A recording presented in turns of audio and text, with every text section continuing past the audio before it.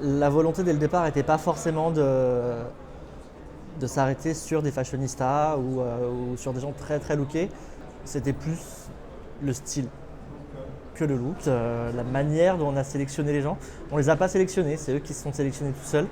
Ça a été un peu un appel, c'était un mouvement, un détail, une lumière qui arrivait sur quelqu'un, mais surtout une manière de porter le style. C'est pas forcément d'avoir des vêtements griffés sur soi qui faisait que j'allais m'arrêter sur la personne. Un New-Yorkais va pas avoir le même look qu'un Indien ou un Africain en vêtements traditionnels.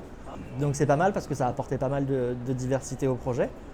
Et outre le côté stylé et looké, il fallait qu'il y ait un feeling avant même d'avoir adressé la parole à la personne. Travailler dans un aéroport, c'était une grande première pour moi, déjà parce qu'on n'a pas forcément le droit de faire des photos dans ce genre d'endroit habituellement, qu'il nous faut des autorisations et que c'est très compliqué. Pour des questions d'autorisation, il fallait bien sûr leur demander avant de les photographier. On a shooté une cinquantaine de personnes. Sur ces 50, on en a gardé 25 qui sont affichés actuellement dans l'aéroport.